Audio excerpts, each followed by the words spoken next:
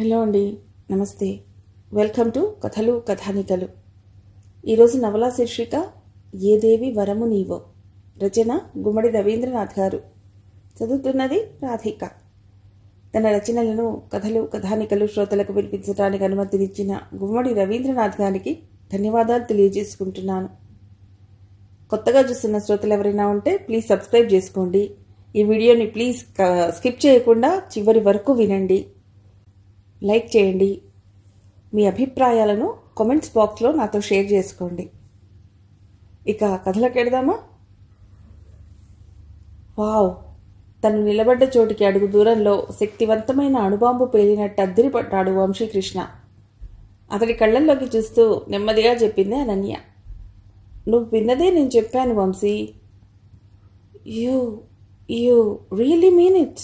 అతడు ఆ దిగ్భ్రాంతిలోనే ఉన్నాడు ఇంకా. ఎస్, చాలా స్థిరంగా చెప్పింది అనన్య. అతడు ఒక్క క్షణం అశాంతిగా జుట్టులోకి వేళ్లు పోనిచ్చాడు. తనలోని స్త్రీత్వానికి పరిపూర్ణతగా ప్రతి ఆడపిల్ల భావించే ఆ అపురూపమైన వరాన్ని కాదనుకుంటున్నావు. మూర్ఖత్వంలా తోచడం లేదా నీకిది? గంభీరమైన స్వరంతో చెప్పాడు వంశీ. అతని మాటకు ఎలా స్పందించాలో తెలియలేదు అనన్యకు. చిన్నదో పెద్దదో ఈ 20 రోజులు ఏదో ఒకటి చేశావు. నన్ను చేయని, ప్రోత్సహిస్తే నేను కొన్ని చేస్తా. అంతానే బాగుంది కానీ this is too much, unnecessary. అతనిలో ఒకంత కోపం, అసహనం, అయోమయం, అశాంతి. ఆమె మౌనంగా ఉంది. వద్దనన్య, ప్లీజ్, ఇది సరైన పని కాదు. నేనే కాదు, మన తల్లిదండ్రులు ఒప్పుకోరు, అతడు చెప్పాడు. మా అమ్మా నాన్నలను నేను ఒప్పించగలనుకుంటున్నాను వంశీ, అంది అనన్య. కానీ మా వాళ్ళు చచ్చినా ఒప్పుకోరు, అతడు వెంటనే చెప్పాడు. అసలు మా వాళ్ళకి కానీ మీ వాళ్ళకి కానీ ఇవన్నీ చెప్పవలసిన అవసరం లేదేమో. తెలియకుండా ఎలా ఉంటుంది? ఇదేమైనా చిన్న విషయమా? అనన్య, ప్లీజ్ మరొక్కసారి కూల్గా ఆలోచించు. ఇది చాలా డ్రాస్టిక్ డెసిషన్. ఈ 20 రోజుల్లోనే ఏదో ఒక చిన్నది చేసేద్దాం. కానీ ఇది మాత్రం వద్దు. అనన్యకు తెలుసు, తను ప్రతిపాదించిన విషయం విని అతడి స్థానంలో ఎవరున్నా ఇలాగే మాట్లాడతారని. ఆమె గొంతుప్పింది. ఈ 20 రోజులు మనం చేసినవేమన్నా గొప్ప విషయాలా వంశీ? ఏ ప్రాణాన్నైనా నిలబెట్టామా? ఏ చీకటినైనా తొలగించామా? ఎవరికైనా కొత్త జీవితాన్ని ఇచ్చామా? కనీసం చెప్పుకోదగ మొత్తంలో విరాళం ఏమైనా ఇచ్చామా? ఆమె మాటలు అతడిని మరింత నిర్ఘాంతపోయేలా చేశాయి. అవాక్కయ్య ఆమెనే చూస్తున్నాడు.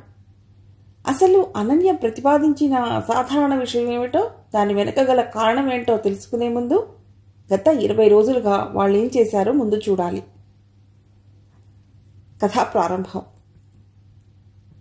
ఓ పెద్ద మల్టీనేషనల్ కంపెనీలో ఐటీ నిపుణుడిగా పనిచేసిన వంశీకృష్ణ అనన్యను ప్రేమించి పెళ్లి చేసుకున్నాడు. అనన్య కూడా బీటెక్ పట్టభద్రురాలే, కంప్యూటర్ సైన్స్లో. పైగా కాలేజీ టాపరు, గోల్డ్ మెడలిస్ట్ కూడాను. ఏ కంపెనీ ఎక్కువ ప్యాకేజ్ ఇస్తే ఆ కంపెనీలో జాయిన్ అవుతా అనే ఇతర విద్యార్థుల్లా కాదు అనన్య. కాలేజీలో చదువుకునే రోజుల నుండి రచయిత్రి కావాలని అనుకునేది. కానీ అప్పట్లో ఏం రాయాలో తెలిసేది కాదు. కానీ రాయాలన్న కోరికైతే ఉండేది. ఎలాంటివి రాస్తావు అని స్నేహితురాలు అడిగితే, ఏమో తెలియదు కానీ రాస్తాను. Something that makes some difference, పాఠకుల్లో ఎంతో కొంత మార్పు తెచ్చేవి రాస్తా అనేది. అనన్యకు మరో హాబీ కూడా ఉంది. అదేంటంటే గోరింటాకు కోన్తో డిజైన్లు వేయటం. చాలా వేగంగా సెకండ్లలోనే అందమైన డిజైన్లు వేసేస్తుంది. తను అనుకున్నట్టే 4 ఏళ్ల కిందట ఓ నవల రాసింది. టీవీ ఛానళ్లు, సినిమాల ఉధృతిలో కూడా ఆ నవల ఎంతో పాపులర్ అయింది. ఆ నవల పేరు పువ్వు. అది ఓ వారపత్రికలో సీరియల్గా వస్తున్న సమయంలోనే అనన్యతో పరిచయం అయింది వంశీకృష్ణకి. ఆ పరిచయం క్రమంగా స్నేహంగా మారి ప్రేమగా ఎదిగింది. మోకాళ్లపై నిలబడి గులాబీలను అందిస్తూ ఐ లవ్ యూ అని చెప్పేశాడతడు. తన ప్రేమను వినూత్నంగా తెలపడం కోసం ఓ ఆర్ట్ గ్యాలరీని ఏర్పాటు చేశాడు. 3 డైమెన్షన్ సాఫ్ట్వేర్తో తన హార్ట్ని అక్కడ ఆవిష్కరించాడు. లేజర్ కట్టర్ వాడి విల్ యూ మ్యారీ మీ అన్న ఇంగ్లీష్ అక్షరాల్ని ఫోమ్ కోర్ నుండి తయారు చేశాడు. వాటన్నిటినీ చిన్న చిన్న అక్షరాల్లోకి విడగొట్టి ఒక్కో ముక్కని అల్యూమినియం సైడీ మీద అంటించాడు. 40 గంటలు ఏకధాటిగా శ్రమించి అంతా సిద్ధమయ్యాక అనన్యను అక్కడ తీసుకొచ్చాడు. చూడగానే ఆమెకదేమీ అర్థం కాలేదు. మొదట టెక్స్ట్ ఏది కనబడట్లేదు. ఈ ఫ్రేమ్ కూడా చూస్తే కొత్తగా కనిపిస్తుంది చూడండి అన్నాడు. అప్పుడు చూసింది ఆమె చిన్న చిన్న దీర్ఘచతురస్రాలు. ఆ గది నిండా ఒక దాంట్లోంచి చూస్తే తెల్లటి ముక్కలు కనిపించాయంతే. ఇప్పుడు వంశీని ఎలా చూడాలో చెప్పాడు. 2 ఫ్రేమ్లు, ఒకటి కంటికి సమాంతరంగా, ఇంకొకటి నేలకు 2 అంగుళాల పైన. క్షణం తర్వాత అనన్య కళ్ళు యూ అన్న పదాన్ని గుర్తించాయి. తలని 1 డిగ్రీ కదిపింది. అంతే, అదొక మ్యాజిక్. ఇప్పుడే అక్షరాలన్నీ స్పష్టంగా తెలుస్తున్నాయి. Will you marry me? అలా ఓ సాంకేతిక అద్భుతంలో తన ప్రేమను తొలిసారి తెలియజెప్పాడు. ఆ అక్షరాల్ని చదివిన అనన్య చాలా థ్రిల్ అయిపోయింది. చెప్పండి అనన్య, మీతో జీవితాంతం కలిసి ఉండాలని ఉంది. నన్ను పెళ్లి చేసుకుంటారా ప్లీజ్ అని అడిగాడు. ఆమె అందంగా నవ్వేసింది. ఇంత గొప్పగా ఎక్స్ప్రెస్ చేశాక ఏ అమ్మాయినా కాదనగలదా అంది. ఆ అంగీకారం అతడికి అనంతమైన శక్తిని, చైతన్యాన్ని ఇచ్చింది. ఆ పైన ఇరువైపు పెద్దలకు చెప్పి వాళ్ల సమ్మతితోనే అనన్యను వివాహం చేసుకున్నాడు. మొదటి నవల పువ్వు విజయం తర్వాత ఇక వెనక్కు తిరిగి చూసుకోలేదు అనన్య. మరో 4 సీరియళ్లు రాసేసింది. నవలకు పూర్వవైభవం వచ్చినట్లయింది తెలుగులో. ఆమె ప్రతి నవల ఆంగ్లంలోకి అనువాదమై బెస్ట్ సెల్లర్గా మారింది. తెలుగులో 2, బాలీవుడ్లో 1 సినిమాలు కూడా వచ్చాయి ఆమె నవలల ఆధారంగా. నవలల కంటే 2 ఎక్కువ విజయవంతమయ్యాయి ఆ సినిమాలు. ఓ పక్క రచనలు చేస్తూనే మెహందీతో డిజైన్లు వేసే హాబీలోనూ పేరు ప్రఖ్యాతులు గడించింది. టాలీవుడ్, బాలీవుడ్లోని టాప్ స్టార్లు కూడా ఆమెతో హెన్నా డిజైన్లు వేయించుకోవాలని ఉత్సాహపడేవాళ్లు. అనన్యలో ఓ గొప్ప సుగుణం ఉంది, చాలామంది ఇతర రచయితల్లో లేనిది. అదేమిటంటే రచనల్లో తను చెప్పే మంచిని తను స్వయంగా ఆచరించి తీరుతుంది. పాలిథీన్ బ్యాగ్లు, ప్లాస్టిక్ వినియోగాన్ని తగ్గించమని కథలో రాస్తే తాను స్వయంగా ఆ పని చేస్తుంది. పక్షుల్ని, జంతువుల్ని, ఆఖరికి మొక్కల్ని కూడా ప్రేమగా చూడగలుగుతుంది. కాబట్టి జీవకారుణ్యం గురించి రాస్తుంది. పెద్దదో చిన్నదో రోజుకి కనీసం 1 మంచి పని చేయాలి అన్న అంశం మీద ఓ కథ రాసింది. చాలా చిన్న కథ అది. ఓ ప్రముఖ వారపత్రిక నిర్వహించిన కథల పోటీలో దానికి మొదటి బహుమతి వచ్చింది. 25,000 రూపాయలు. ఆ కథ పేరు 21 రోజులు. ఆ కథలో చెప్పిన దాన్ని తాను స్వయంగా పాటించాలని గత 20 రోజులుగా రోజు ఒక మంచి పని చేస్తూ వస్తోంది. మొదటి రోజు ఒక గుడ్డివాడిని సబ్వేలోంచి నడిపించుకుంటూ రోడ్ దాటించింది. 2వ రోజు ఒక మొక్క నాటింది. 3వ రోజు రక్తదానం చేసొచ్చింది. వంశీకృష్ణకి ఆ సంగతి తెలిసి, రాసే ప్రతి మంచి పని స్వయంగా నువ్వు ఆచరించాలనుకోవటం మంచిదే అను, కానీ ఇంకో రకంగా చూస్తే ఆచరణలో చూపలేని వాటినన్నింటినో రచనల్లో చొప్పించలేని అసక్తతగా, ఓ లిమిటేషన్గా కూడా పరిణమించే అవకాశం ఉంది నీ ఈ దృక్పథం వల్ల అన్నాడు. భర్త మాటల్లోని భావం అర్థమైందని అనన్యకు. అంటే నేను ఆచరించగలిగేంత చిన్న చిన్న ఆదర్శాలు, మానవీయ విలువల్ని మాత్రమే రాస్తూ ఎక్కడో 1 2 మాత్రమే పాటించే అత్యంత అరుదైన మహోన్నత ధర్మాల్ని రాయలేకపోతున్నాననే కదా మీ ఉద్దేశం అంది భర్తను. అవునను, నీకు ఆచరణ యోగ్యమా కాదా అన్నది వదిలేసి స్వేచ్ఛగా రాసేయ్ అన్నాడు వంశీ. పట్టించుకోలేనంత చిన్న సూచన కాదు మీది, థ్యాంక్స్ ఎనీవే అంది భర్తలోని ఆ సునిశిత దృష్టికి లోలోన సంతోషిస్తూ. అవును, ఇంతకీ ఈ రోజుకో మంచి పని గోలేమిటి అడిగాడు వంశీ. మీరన్నది తెలుగు గోలా, ఇంగ్లీష్ గోలా? అరే, అప్రయత్నంగా నేను ఎంత పెద్ద పని వాడానా, ఇంగ్లీష్ గోలే అనుకో. ఈ 3 రోజుల నుండి ఆమె అనుకుంటోంది భర్త కూడా దీన్ని ఆచరించేలా చేయాలని. ఎప్పుడో వరదలొచ్చినప్పుడో లేదా మరో ప్రకృతి వైపరీత్యం అప్పుడో సహాయ నిధులకి ఎంతో కొంత విరాళం ఇచ్చేసి ఆహా మంచి పని చేశాం అనుకోవటంతో ఆగక, అసలు మానవత్వం అనేదాన్ని, చుట్టూ ఉన్న సమాజానికి ఏదో ఒక సహాయం చేద్దాం అనే దృక్పథాన్ని దినచర్యలో ఓ భాగంగా ఎందుకు చేసుకోకూడదు అనిపించింది నాకు. చిన్నదో పెద్దదో ప్రతిదినం 1 మంచి పని చేయాలని నిర్ణయించుకున్నాను. ఎన్నాళ్ళిలా? 21 రోజుల పాటు. ఓహో, కథకు అందుకేనా ఆ పేరు? అవును. ఆలోచన బాగానే ఉంది, కానీ ఈ నగర వాతావరణం, ట్రాఫిక్ జామ్లు, ఒత్తిడి, ఆఫీసుల్లో పెరిగే పని భారం, ఎక్స్టెండెడ్ పని గంటలు, ఇంత బిజీ జీవనశైలిలో అంత సమయం ఎక్కడుంటుంది మనకు? సాయపడాలనుకునే మనస్సున్న, తీరిక చిక్కాక, సమయం దొరక్క సమాజానికి ఏమీ చేయలేకపోతున్నామని వాపోవటంలో అర్థం లేదు వంశీ. సీరియస్గా ఆలోచిస్తే చాలా మంచి పనులకు మనం వెచ్చించవలసిన సమయం 10-14 నిమిషాల్లోపే ఉంటుంది. సాటి మనిషిని నవ్వుతూ పలకరించటం, మనం ప్రయాణించిన క్యాబ్ డ్రైవర్కి డబ్బులు చెల్లిస్తూ థ్యాంక్స్ అని చిరునవ్వుతో చెప్పటం, ఇలాంటివి కూడా ఒక రకంగా మంచి పనులే. వీటికి కొన్ని సెకండ్ల సమయం కూడా అక్కర్లేదు. ఇలాంటి చిన్న చిన్న మానవీయ స్పర్శలు అనంతమైన సానుకూల శక్తిని నింపుతాయి మనుష్యుల్లో.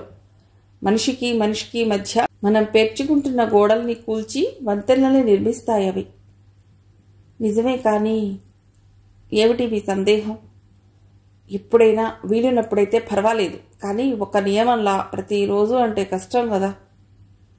జస్ట్ 21 days అలా చేయండి. ఓ నియమంలా చాలు. 21 రోజులే ఎందుకు? ఆ సంఖ్యకి ఏదైనా విశిష్టత ఉందా? ఆ విశిష్టత ఏమిటో 21 రోజుల తర్వాత చెప్తాను. నిజానికి అప్పుడు నేను చెప్పనక్కర్లేదు, నీకే తెలుస్తుంది. నీ కథలోలాగా ఇక్కడ సస్పెన్సా? ఇంతకీ మీరు రేపటి నుండి ఈ a good deed a day project ప్రారంభిస్తున్నారుగా. అను, నువ్వు ఒకటి గుర్తించావా? ఒక్కోసారి నువ్వు అని, ఒక్కోసారి మీరు అని అంటుంటావు నన్ను. అలాంటి దంపతుల మధ్య ఆప్తత ఉంటుందిట. నాకు మాత్రం నువ్వెప్పుడు ఏకవచనంలో పిలిస్తేనే నాకు ఇష్టం. ఎందుకో ఒక లవ్ ఫీల్ వస్తుంది. టాపిక్ మార్చడం లేదు కదా? లేదు. మరైతే రేపటి నుంచి ఆ ప్రాజెక్ట్ మొదలెడతారా? తప్పుతుందా దేవి? యథా అనన్య తథా వంశీ కృష్ణ అన్నాడు వంశీ చిరునవ్వు నవ్వుతూ. అప్పుడు ఆమె గోడ గడియారం వైపు చూసి, బెట్టైమనా చిత్తం దేవి అంటున్నావు అని అడిగింది నర్మగర్భంగా భర్త కళ్ళల్లోకి చూసి. ఇది అన్యాయం అను. నేను సిన్సియర్గా కొన్ని మంచి పనులు చేద్దాం అనుకుంటున్నాను. ఆ కిక్ ఎలా ఉంటుందో చూడాలి. కానీ నువ్వు బెడ్ టైం అంటూ ఇంకేదో సూచిస్తున్నావు కాబట్టి దానికి కూడా సిద్ధమే. దేవి దయ చూపితే అంటూ కొంటెగా నవ్వాడు వంశీ. మన్నాడు ఉదయం 8 గంటలకు పాత పేపర్లు కొంటామంటూ 60 ఏళ్ల ఓ ముసలాయన ఇంటికి వచ్చాడు. వంశీ, చాలా పేపర్లు పేరుకుపోయాయి, డిస్పోజ్ చేసేయి ప్లీజ్ అంటూ భర్తకు ఆ పని పురమాయించింది. తను వంట పనిలో పడిపోయింది అనన్య. అనన్యకు అతడిని ఏవండి అనాలన్నా అది అతడికి ఇష్టం ఉండదని నువ్వు అని అంటుంటుంది ఎక్కువగా. పెళ్ళైన కొత్తల్లో ఎక్కువగా ఏవండి అంటుంటే భర్తను గౌరవించాలన్న భావంతో నన్ను నువ్వు అండి అనటాన్ని నేను లోపల ఎంజాయ్ చేస్తున్నానంటే అది పురుషాహంకారాన్ని చల్లబరుచుకుంటున్నట్లే లెక్క నా దృష్టిలో. నీకన్నా నేను సుపీరియర్ అన్న ఒకలాంటి ఆధిక్యతాభావాన్ని పరోక్షంగా ప్రదర్శించడం కూడా. ఇంచక్కా నువ్వు అంటుంటే ఫస్ట్ లవ్కి సంబంధించిన పరిమళమే ఓ హృదయాన్ని తాకుతున్నట్లుంటుంది అంటూ సుస్పష్టంగా నిజాయితీగా చెప్పేశాడు. అతడిలోని ఆ సున్నితత్వం అంటే అనన్యకు చాలా ఇష్టం. దాన్ని చూసే అతడి ప్రేమలో పడిపోయింది అసలు.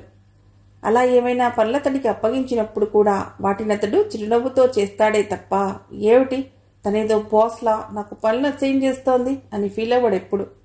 ఇప్పుడు కూడా అలాగే అను అంటూ హాల్లో ఓ మూల ఎత్తుగా పేర్చి ఉన్న ఆ పాత పేపర్ల కొండని కొద్ది కొద్దిగా తెచ్చి గుమ్మం దగ్గర పడేశాడు వంశీ.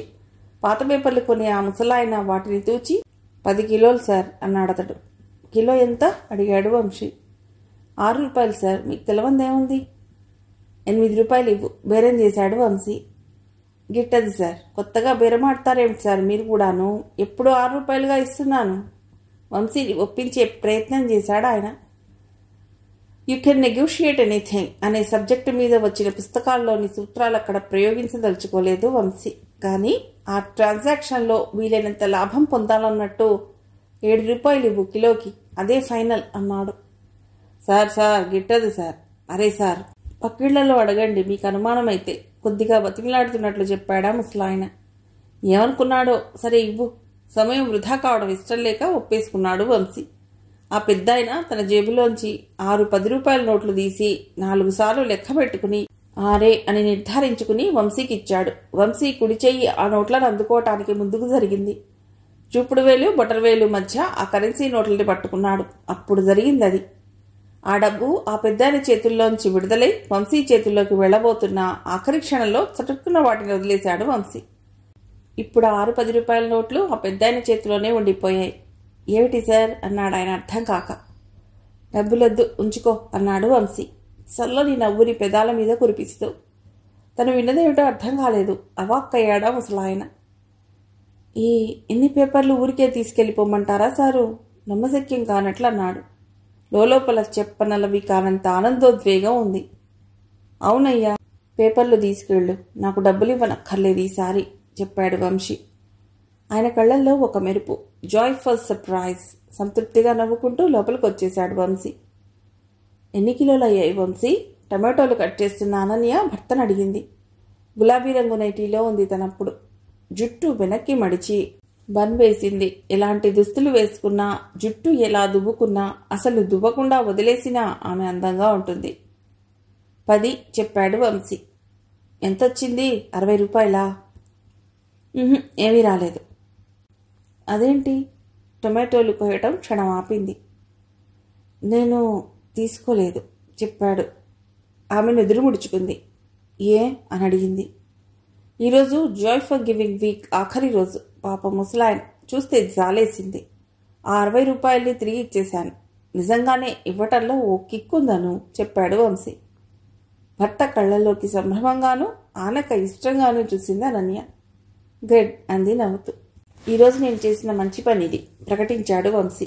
క్షణమాగి, దీన్ని మంచి పనుల విభాగంలో వేసుకోవచ్చు కదా అని అడిగాడు సందేహంగా.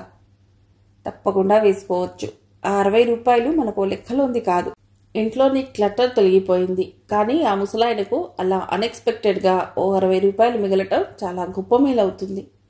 ఏదో ఒక ముఖ్యమైన అవసరానికి ఉపయోగపడుతుంది చెప్పింది అనన్య. నువ్వేం చేయబోతున్నావు ఈ వేళ? భార్యను అడిగాడు, కళ్ళ మీదకొచ్చి పడుతున్న ఆమె జుట్టు రెమ్మనొకదాన్ని సమర్థిస్తూ. థ్యాంక్స్ ఎందుకు? నీ ముంగుర్లను సవరించడంలో ఓ గొప్ప సంతోషం ఉంది నాకు. ఆమె ముసిముసిగా నవ్వింది. నువ్వే మంచి పని చేయబోతున్నావు ఈ వేళ? మళ్ళీ అడిగాడు.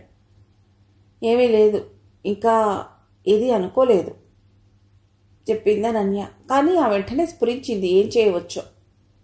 ఉదయం 8:30కు భర్తకు అల్పాహారాన్ని వడ్డించి అతడి పక్కనే కూర్చుంది అనన్య. ఆమె చేసిన పెసరట్టు ఉప్మాని బాగా ఆస్వాదిస్తూ అన్నాడు వంశీ. భర్తను ఆకట్టుకోవటానికి వంట బహుచక్కని మార్గమట. నువ్వంటే ఎంత పడిచేస్తానో నీ పెసరట్టు ఉప్మా కాంబో అన్న అంతే స్థాయిలో పడిచేస్తాను నేను చెప్పాడు. బాగుందా అడిగింది అనన్య. కనుబొమ్మలు పైకి లేపి చాలా బాగుంది అన్న అర్థాన్ని ముఖ కవళికల్లో చూపాడు. అయితే ఇంకొకటి వేసుకుని తృప్తిగా తినండి అంది. వేడిగా మరో పెసరట్టు వేసుకుని వచ్చి వడ్డించింది. రుచిగా ఉన్నా రుచిగా లేకున్నా భార్య చేసిన వంట ఇష్టంగా తినటం సదరు భర్తకి చాలా సంతృప్తినిచ్చే మానసిక అంశం. రుచిగా లేకపోవటం అన్నది నీ విషయంలో జరగదు కాబట్టి క్యాలరీస్ని భారీ మోతాదులో పెంచకుండా జాగ్రత్త పట్టవే నా కింకర్తవ్యం అన్నాడు నవ్వుతూ. ఆమె కూడా నవ్వింది. ఎందుకంటే వ్యాయామాలు, యోగా గట్రా కూడా చేయటం లేదు నేను. తనే అన్నాడు మళ్ళీ. ఇవాటి నుండి కొత్త వ్యాయామం మొదలెట్టారు కదా అంది అనన్య. అతడికి అర్థం కాలేదు. నేనెక్కడ మొదలెట్టానను? లేచాను, పేపర్ చదివాను, తింటున్నాను, అంతే. ఎక్సర్సైజ్ ఎక్కడ చేశాను అని అడిగాడు. రోజుకొక మంచి పని అని యజ్ఞం ప్రారంభించారుగా. అయితే అది కూడా గుండెకు వ్యాయామమే. కింద పడ్డవాడికి చెయ్యందించి పైకి లిఫ్ట్ చేయటాన్ని మించిన వ్యాయామం గుండెకు మరొకటి లేదు. భార్య మాటలోని స్ఫూర్తిదాయకమైన అర్థాన్ని గ్రహించాడతడు. నవ్వి, కానీ నాలాంటి భోజన ప్రియులకు, అందులోనూ అనన్య సామాన్యమైన అనన్య భోజన ప్రియులకి సాధారణ వ్యాయామము అవసరమే. లేకపోతే ఈ బొజ్జ పెరిగిపోయి నీకు నాకు మధ్య దూరాన్ని పెంచుతుంది అన్నాడు భావగర్భితంగా చూస్తూ. భర్త మాటల్లోని కొంటెభావం అర్థమై నవ్వింది అనన్య. భర్త గుండెను చేరటానికి పొట్ట దగ్గరదారంటారు. కానీ విచిత్రం చూశావా? సదరు పొట్ట దూరాన్ని పెంచుతుందంటున్నారు మీరు. అమితంగా ఏమీ తినటం లేదు మీరు, భయపడకండి. అండ్ ఇంకో విషయం, మీరెలా ఉన్నా మన మధ్య దూరం రాదు, ఫిజికల్గాను మానసికంగాను అంది అనన్య. థ్యాంక్ యూ, రెండూ ఈక్వల్లీ ముఖ్యం నాకు అన్నాడు ఒకంత రొమాంటిక్గా చూసి. మీ క్యాలరీ కంట్రోల్ భారాన్ని కూడా నా మీదే వేసేసి నిశ్చింతగా ఆఫీస్కి వెళ్ళిరండి. ఓకే థ్యాంక్స్ మళ్ళీ చెప్పాడు. భార్య ప్రేమకు, తన పట్ల ఆమె చూపే ఆ బాధ్యతకు మనస్సులో ఓ మధురమైన భావన కలిగింది అతడికి. అన్నట్టు వంశీ, ఈరోజు ఆఫీస్లో మీ కొలీగ్కి ఎవరికైనా రోజుకో మంచి పని కాన్సెప్ట్ గురించి చెప్పండి. అతడి బుర్రలో కూడా దీన్ని ఎక్కించండి అన్నదనన్య. అతడు ఒకసారి భార్య మొహంలోకి చూసి నవ్వి, ఇప్పుడు ఈ ఉప్మా తిన్నాను, ఆఫీస్కి వెళ్ళి వాడి బుర్ర తినమంటావా అన్నాడు. మంచిని స్ప్రెడ్ చేయడం కూడా మంచి పనే. ప్లీజ్ డూ ఇట్ వంశీ అభ్యర్థిస్తూ చెప్పింది అనన్య. వంశీకృష్ణ ఆఫీస్కి వెళ్ళగానే తన స్టోర్ గదికి వెళ్ళబోతూ ఏదో గుర్తొచ్చాగింది అనన్య. బాల్కనీ కిటికీ సిల్లో గిన్నె ఉంచి దాంట్లో మంచినీళ్ళు పోసింది. కాస్త దూరంలో టెలిఫోన్ స్తంభం మీద 4 పావురాలు ముక్కుతో రెక్కలు పొడుచుకుంటూ ఊసులాడుకుంటున్నాయి. చాలా తరచుగా అనన్య వాళ్ల బాల్కనీలో కూడా వస్తుంటాయని, ఈరోజు అవి అక్కడికి వస్తే మంచినీళ్లతో పాటు మంచి భోజనము లభించేలా గింజలు బియ్యం తెచ్చి ఆ నీళ్ల పాత్ర పక్కన చల్లింది. ఆ పక్షుల వంక ఓసారి తృప్తిగా చూసి వాటికి కళ్ళతోనే వెల్కమ్ చెప్పింది. తిరిగి ఇంట్లోకి వచ్చి తన రైటింగ్ రూమ్లో కంప్యూటర్ స్విచ్ నొక్కింది. 8వ అధ్యాయం వరకు రాసిన తన కొత్త నవల కొనసాగింపుకి ఉపక్రమిస్తూ కీబోర్డ్ దగ్గర తీసుకుంది. సరిగ్గా అప్పుడే మొబైల్ మోగింది. కాస్త విసుగ్గా ఫోన్ అందుకుంది. స్క్రీన్ మీద కనబడుతున్నది. ఎవరిదో తెలియని నంబర్. కొద్దిగా ఇష్టంగానే హలో అంది. హలో, రచయిత్రి గారా అండి? 25-30 ఏళ్ల వయసున్న యువకుడి స్వరం. అవును, చెప్పండి. నమస్తే, నా పేరు దక్ష్. నేను మీ రచనలన్నీ చదివాను మేడం. నేను మీ అభిమానిని. Thank you. ఈ మధ్య మీరు రాసిన ఓ కథలో రోజుకొక మంచి పని చేయమంటూ థాట్ ప్రొవోకింగ్గా చెప్పారు. మీరు అలా చేస్తున్నారా? చేస్తున్నాను. ప్రేరణ కలిగించేది ఏది చదివినా దాన్ని ఆచరించడం మీరు అలవర్చుకోవాలి. మీరు చేయటం లేదా?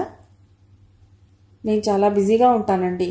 I'm business man. ఖాళీ దొరికినప్పుడు రిలాక్సేషన్ కోసం ఏదైనా పుస్తకం చదువుతాను. కాకపోతే ఎప్పుడైనా మా అమ్మాయి పుట్టినరోజునో మా పెళ్లి రోజునో పెద్దలకు అన్నదానం చేస్తుంటాను.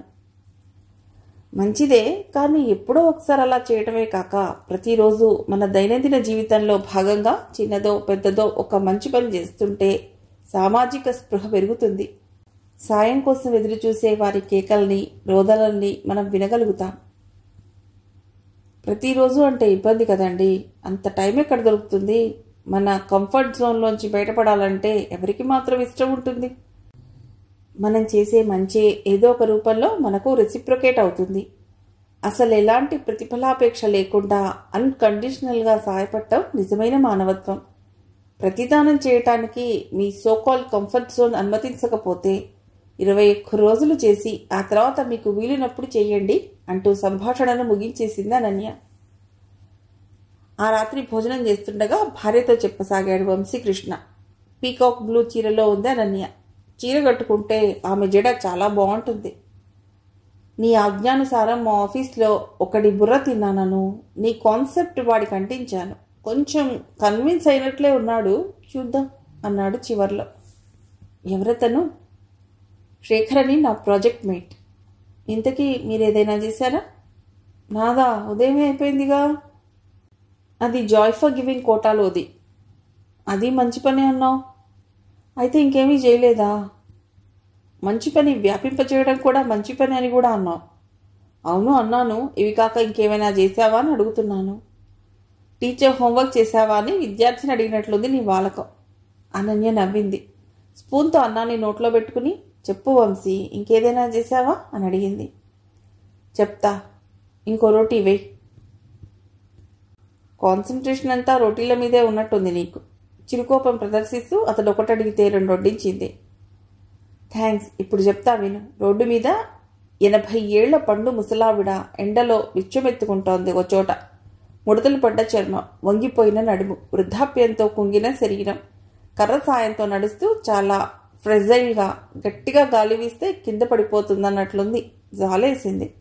హైదరాబాద్ బిర్యానీ హౌస్లో చికెన్ బిర్యానీ పార్సల్ తీసుకుని వెళ్ళి ఆవిడకి ఇచ్చాను. గుడ్. ఉండు, నేను చెప్పేది ఇంకా పూర్తి కాల. ఆ ప్యాకెట్ని ముక్కు దగ్గర పెట్టుకుని వాసన చూస్తున్న దానిలా గాలి పీల్చి, ఇది చికెనా మటనా బాబు అని అడిగింది. ఇందులో ఛాయిస్ కూడా కాబోలు. అనుకోకుండా చికెన్ తినేసేయ్ అన్నా. తిరిగి ఇచ్చేయబోతుంటే ఎంబ్రాస్డ్గా కాస్త గిల్టీగా నా వంక చూస్తూ, బాబు ఏమనుకోవద్దు, నేను మాంసం తినను అంది. స్పూన్తో అన్నం కలుపుతున్న అనన్య చెయ్యి ఆగిపోయింది. ఆశ్చర్యాన్ని చిరునవ్వుకు జత చేసి, మరేం చేశారప్పుడు అని అడిగింది. నాన్ వెజ్ ముట్టని బిచ్చగత్తని చూసిన విస్మయంలోంచి తేరుకుని 100 రూపాయలు ఇచ్చి వెజ్ బిర్యానీ కొనుక్కో అని చెప్పి వచ్చేశాను చెప్పాడు వంశీ. పెరుగున్నం తింటుండగా భార్యను అడిగాడు, నువ్వేం చేసావు మరి అని. నవల కొంత రాసుకున్నాను. అది కాదు, గుడ్ డీడ్. ఏం లేదు, కొందరు చిన్నపిల్లల్ని కలిసి బొమ్మలు ఆట వస్తువులు ఇచ్చి వాళ్ళతో 1 గంట గడిపొచ్చా. చాలా రోజుల తర్వాత ప్రతి మనిషిలోనూ అంతర్లీనంగా దాగి ఉండే చైల్డ్ బయటకొచ్చి హాయిగా ఆ పిల్లలతో కలిసిపోయి ఆడాను, పాడాను, కేరింతలు కొట్టాను. మనిషికి ఎంత వయసు వచ్చినా ఓ పసిపిల్లవాడిలా ఏ ఇన్హిబిషన్స్, నియంత్రణలు, ఎవరేమనుకుంటారో అనే బిడియాలు, ఎంకరేజ్మెంట్స్ ఏమీ లేకుండా అమాయకంగా స్వేచ్ఛగా ప్రతి చిన్న సంతోషాన్ని అనుభవించగలిగితే ఎంత బాగుంటుంది అనిపించింది. చిరునవ్వుతో వింటున్నాడు వంశీ. కానీ అక్కడి నుంచి వచ్చేటప్పుడు మాత్రం మెహందీతో డిజైన్లు వేశాను వాళ్ళ కోసం, చెప్పింది అనన్య. వాళ్ళకు నువ్వెవరో తెలుసా? రచయితవని, సినిమా వాళ్లకు కూడా గోరింటాకు డిజైన్స్ వేస్తానని చెప్పావా? అడిగాడు వంశీ. చెప్పాను. నా గొప్ప కోసమేం కాదు, ఆ పిల్లల మనసుల్లో ఉండే న్యూన్యతాభావాన్ని చెరిపేయటానికి, ఒకంత ఆత్మవిశ్వాసం నింపటానికి, వాళ్ళని గుర్తుపెట్టుకుని వాళ్ళ అస్తిత్వాన్ని అక్నాలెడ్జ్ చేయటానికి, నాలాంటి వాళ్ళు కూడా వస్తున్నారనే ఒక చిన్న సంతృప్తిని కలిగించటానికి. అప్పుడు అడిగాడు వంశీ, అనాథ శరణాలయంలో పిల్లలా నువ్వాళ్ళు?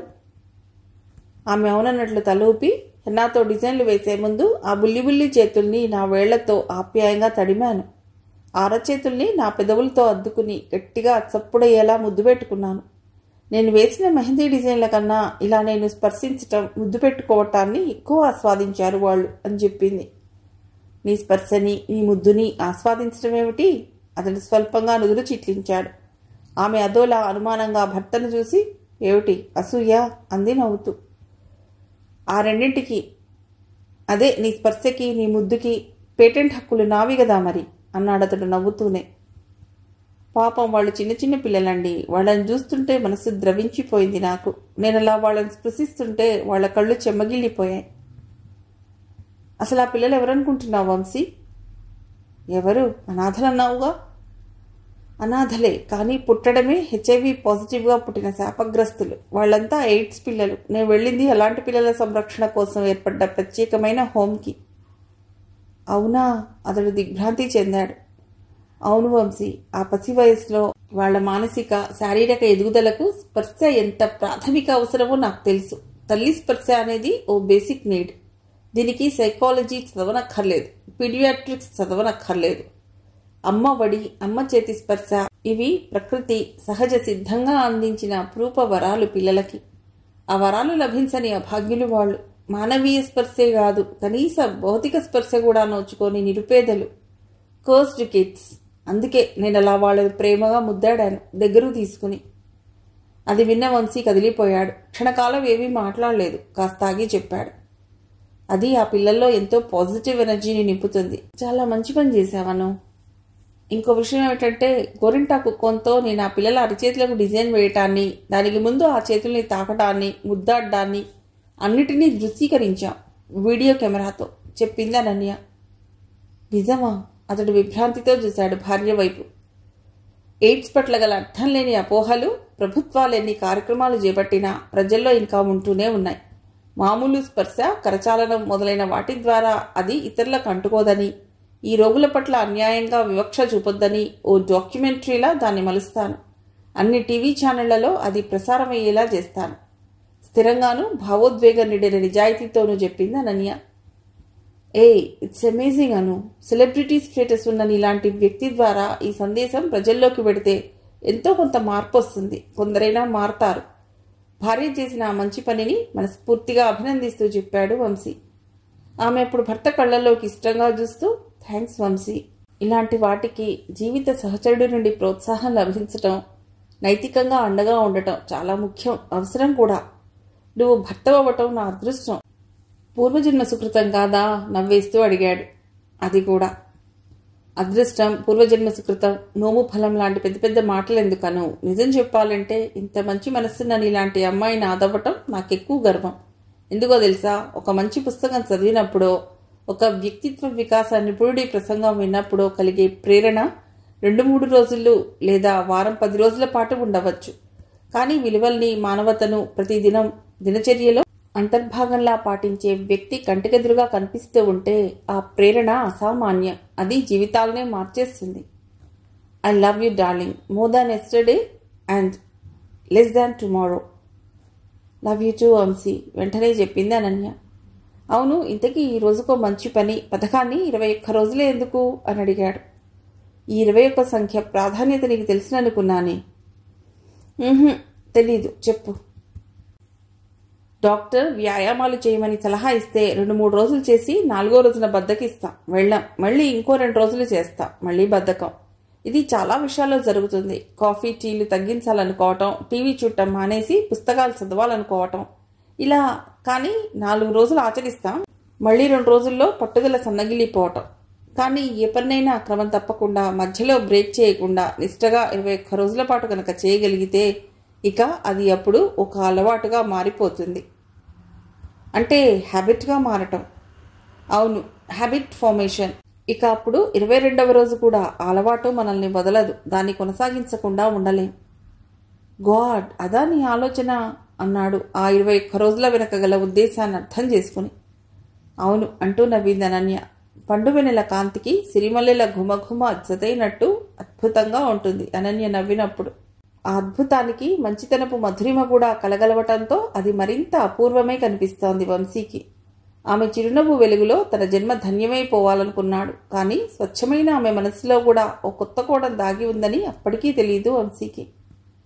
అలా రోజుకో మంచి పని అనే పథకాన్ని 20 రోజుల పాటు నిర్విఘ్నంగా కొనసాగించింది అనన్య. వంశీ కూడా ఏదో ఒకటి చేస్తూనే ఉన్నాడు.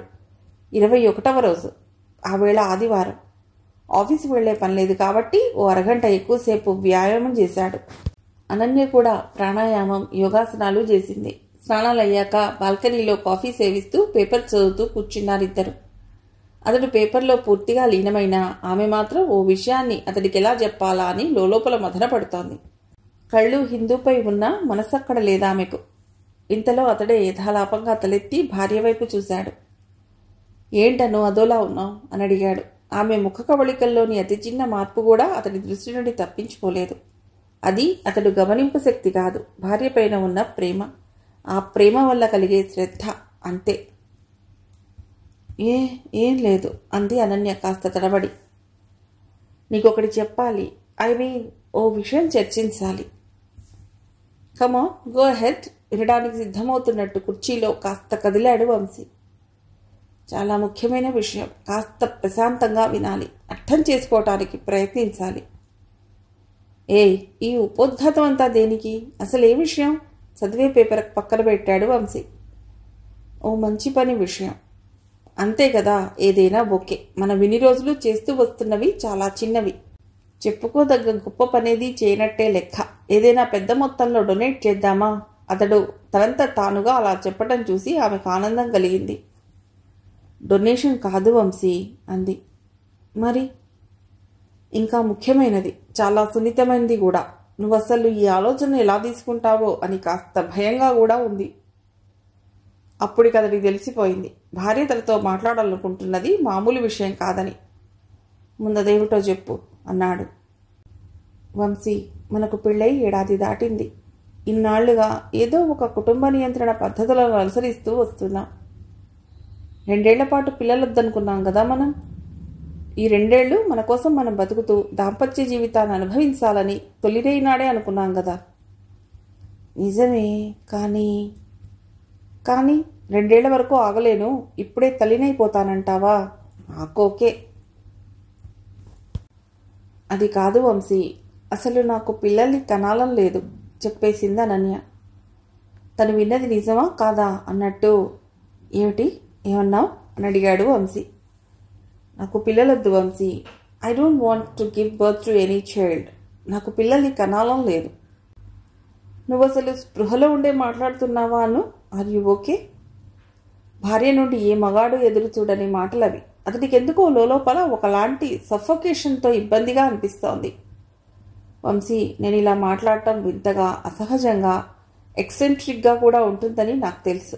కానీ నాకు మీ మీదున్న నమ్మకంతో ఇంత ధైర్యంగా ఇలా మాట్లాడగలుగుతున్నాను. ఏ స్త్రీ అయినా పిల్లలొద్దంటుందాను? అతడు బాధగా అడిగాడు. పిల్లల్ని కనను అన్నాను గాని వద్దనట్లేదు వంశీ. అంటే? అతడు భ్రుకుటి ముడిపడింది. అమ్మా నాన్నలు లేని అనాథల్ని ఎవరినైనా పెంచుకుందాం. మనం వాడికి అమ్మా నాన్నలో అవుదాం. ఆ బాబుకి ఓ మంచి జీవితాన్ని ఇద్దాం. మనిద్దరం కలిసి ఈ మంచి పని చేద్దాం వంశీ. వాట్స్? తను నిలబడ్డ చోటికి 1 అడుగు దూరంలో శక్తివంతమైన అణుబాంబు పేలినట్టు అద్రిపడ్డాడు వంశీకృష్ణ. అది జరిగింది. 21వ రోజున అనన్య చెప్పిన ఆ అసాధారణ విషయం విని జీర్ణించుకోలేకపోతున్నాడు వంశీ. ఒక మంచి పని చేయటం కోసం ఇంత తీవ్రమైన నిర్ణయానికి ఎలా రాగలిగావను నువ్వు? అసలు దిస్ ఈజ్ టూ మచ్. చాలా క్రేజీగా ఆలోచిస్తున్నావు నువ్వు. మంచితనానికి కూడా ఓ హద్దు ఉండాలి. సెంటిమెంట్స్ని కూడా హరించి వేసేలా ఉండనక్కర్లేదది. నీ మంచి పనుల లెక్క కోసం నీలోని మాతృత్వాన్ని కూడా త్యాగం చేస్తున్నావు. అలజడితో ప్రకంపిస్తున్న హృదయాన్ని అదుపు చేసుకుంటూ చెప్పాడు వంశీ.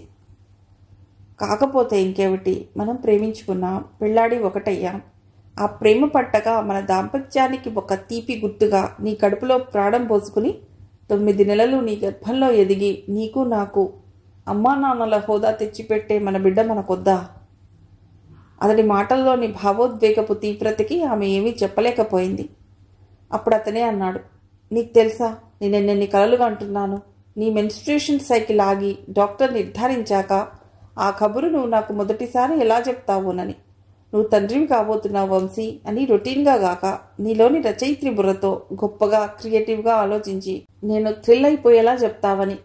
వేవిళ్ల సమయంలో నీ అపసోపాలని కళ్ళారా చూడాలని, నీ డిమాండ్కి తగ్గట్టు పుల్లటి మామిడికాయలు తెచ్చి ఇవ్వాలని, ఎదుగుతున్న బాబు లోపల నుండి నిన్ను తన్నుతుంటే నీ పొట్ట మీద నా ముఖాన్ని ఉంచి ఆ కదలికల్ని ఫీల్ అవ్వాలని, నిండు గర్భిణిగా ఉన్న ఆ సమయంలో ఎత్తుగా ఉన్న పొట్టతో కాబోయే తల్లిగా నువ్వెలా ఉంటావో చూడాలని, పుట్టేది పాప బాబా అని మనం పందెం వేసుకోవాలని, వాళ్ళకేం పేర్లు పెట్టాలో ఇద్దరం కలిసి కూర్చుని చర్చించాలని, నువ్వు నొప్పులతో లేబర్ రూమ్లోకి పెడితే బయట ఊపిరి బిగబట్టి డాక్టర్ చెప్పే శుభవార్త కోసం కాలుగాలిన పిల్లిలా తిరగాలని, ఆడదానికి పునర్జన్మ లాంటి ప్రసవ వేదనానంతరం ఆ అలసటలో సైతం బాలింత అందంతో మెరిసిపోయి నీ ముఖంలోకి చూస్తూ బాబుకి అన్నీ నా పోలికలే అని మీసం తిప్పుతూ గర్వంగా చెప్పాలని, ఎన్ని కలలు కన్నానో, ఎన్నెన్ని ఊహలో నీకు తెలియదు. వంశీ, నన్ను చెప్పని. ఆమె నిశ్చేష్టురాలైపోయింది. కడుపులో మోసి కనేది నువ్వైనా కడుపులో పెట్టుకుని పెంచుకునే మంచి తండ్రిని నేనవ్వాలనుకున్నాను. వాడి బాధ్యతలన్నీ సంతోషంగా మోయాలనుకున్నాను. వాడి చిటికిన వేలు పట్టుకుని నడిపిస్తూ లోకాన్ని చూపించాలని, జ్ఞానాన్ని పంచి ధైర్యాన్ని పెంచాలని. ఇదంతా నీకు తెలుసా? నీకు అనిపించవా ఇవన్నీ? భర్త చెప్పింది విన్న తర్వాత కొద్ది క్షణాలు మౌనంగా ఉంది అనన్య. ఆ తర్వాత, ఓ అనాథ బాలుడికి జీవితాన్ని ఇస్తూ ఈ బాధ్యతలన్నీ మోయలేమా? ఆ ప్రేమ పంచలేమా వంశీ? సూటిగా అడిగింది అనన్య. అతడు విభ్రమతో ఆమె కళ్ళల్లోకి చూస్తూ చెప్పాడు, పురిట్లో పేగు కత్తిరించడంతో బిడ్డకు తల్లితో ఉండే భౌతిక బంధం, ఫిజికల్ అటాచ్మెంట్ తీరిపోతుంది. కానీ ఆ మరుక్షణ నుండే ఆ తల్లికి తన బిడ్డతో ఓ అనిర్వచనీయమైన అనుబంధం ఏర్పడిపోతుంది. ప్రకృతిలో ఎంతో సహజంగా జరిగిపోయే పరిణామం ఇది. ఎవరో కని వదిలేసిన బిడ్డని తెచ్చి పెంచుకోవటంలో ఈ అనుబంధం ఉంటుందా? సహజ సిద్ధమైన అనురాగం మొదలవుతుందా? భర్తకెలా సమాధానం చెప్పాలో వెంటనే స్ఫురించలేదనన్యకు. ఆలోచిస్తోంది. ఈలోగా అతడే మళ్ళీ అన్నాడు, పిల్లలేని వాళ్ళు, ఇక ఎప్పటికీ పుట్టరని తెలిసిన వాళ్ళు ఆ వెలితి పూడ్చుకోవటానికి ఎవరో ఒకరిని పెంచుకుంటారు. కానీ బయాలజికల్గా పిల్లల్ని కనగలిగే ఫెర్టిలిటీ స్టేటస్ ఉన్న మనకెందుకు ఇదంతా? పిచ్చితనం కాకపోతే? ఆమె చివ్వున తల తిప్పి భర్తను చూసింది. పిచ్చితనం కాదు వంశీ. అసలు మీరనుకుంటున్నట్టు పిల్లలు పుట్టడం వల్ల మనం పొందే ఆనందం ఆ పిల్లలు మనకే పుట్టడం వల్లనైతే కాదు. మనది అనుకునే ఒక స్వంతం మనకు లభించిందన్న భావన వల్ల కలిగే ఆనందం ఇది. ఒక కారు కొన్నా, ఒక ఇల్లు కట్టుకున్నా కలిగే ఆనందానికి దీనికి పెద్ద తేడా లేదు అంది. అతడు స్థాణువై చూస్తున్నాడు. అలా మాట్లాడతావేంటి? దానికి దీనికి పోలిక? ఇది రక్త సంబంధం అన్నాడు. అప్పుడు ఆమె భర్త కళ్ళల్లోకి ప్రశాంతంగా చూస్తూ, చూడు వంశీ, ఆసుపత్రిలో ప్రసవం తర్వాత మత్తు వదిలి కళ్ళు తెరిచినప్పుడు మనకు అందించబడే బిడ్డను మన బిడ్డ అనుకుని పెంచుతాం, ప్రేమిస్తాం, పేగుబంధం అనుకుంటాం.